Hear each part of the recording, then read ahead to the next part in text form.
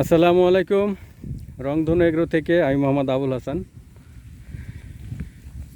আজকে আপনাদের ছোট্ট একটা ভিডিও দেখাবো। সেটা হচ্ছে যে খামারিরা যারা গরু পালন করে, ছাগল পালন করে, তারা কেমন বিপদে আছে এই জিনিসটা দেখানোর জন্যই আমি আজকে একটা ভিডিও করতেছি। এই দেখেন, একটা ছেলে ঘাস কাটতেছে। এই ছেলেটার কয়েকটা গরু আছে, আমাদের এলাকার ছোট ভাই।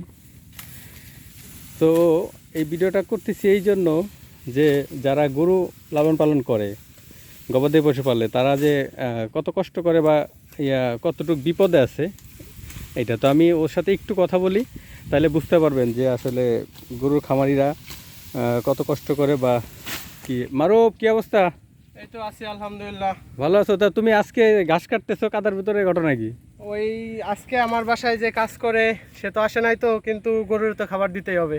ও, তাহলে তো না খাওয়াই তাহলে আমি এই কথাটাই আমার যে দর্শকরা আছে তাদের সাথে শেয়ার করতেছিলাম যে এই আমাদের ছোট ভাই মারুফ, এর আসলে এর সম্পর্কে ছোট্ট একটা কথা বলি যে ওর মিনিমাম 100 পাখি জমি আছে। ওর 100 পাখি জমির মালিক, সে কিন্তু কাদার ভিতরে ঘাস কাটতে আসছে।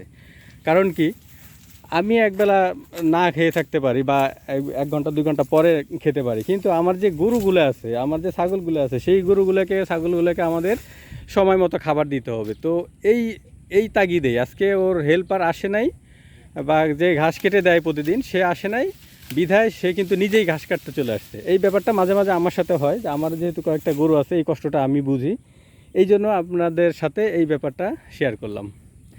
তো এই যে প্রচুর পরিমাণ সুন্দর স্বাস্থ্য সবল কিছু ঘাস এইখানে আছে। ঘাসের অনেক ক্রাইসিস চলতেছে এখন, তারপরেও মোটামুটি ওর এই জমিতে মোটামুটি ভালো ঘাস আছে, এই ঘাস কাটতেছে। যাই হোক, লাগানো ঘাস ছিল, এই জন্য ও সহজে গরুগুলোকে খাবার দিতে পারবে। যদি লাগানো ঘাস না থাকতো তাহলে অবস্থা আরও খারাপ হতো।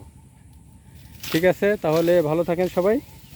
এই ছোট্ট একটা ভিডিও আপনাদের সাথে শেয়ার করলাম, এটা বোঝার জন্য যে আমরা যারা গরু পালি, গরু লালন পালন করে, অনেকে অনেক ভিডিও দেখি বা দেখি যে গরু লালন পালন করে অনেক কোটি কোটি টাকার মালিক হয়ে গেছে, এটা হয়ে গেছে, এটা হয়েছে। আসলে এটার পেছনের যে ঘটনাটা থাকে বা যেই সাফল্যের যে ঘটনাটা থাকে বা যেই সময়টা বা যেই কষ্টটা, শ্রমটা দিতে হয়, এটা আসলে কেউ আসলে জানে না। ঠিক আছে, তো এইটা জানানোর জন্য যে আসলে সবাই ফার্ম করে লাখপতি কোটিপতি হয়ে যাচ্ছে অল্প দিনের মধ্যে, আসলে এটা সম্ভব না। অনেক এর পিছনে অনেক পরিশ্রম, অনেক সময়, অনেক ত্যাগ, অনেক ইনভেস্ট, সব কিছুই মিলিয়ে হচ্ছে আপনার একটা সফলতা আসতে পারে।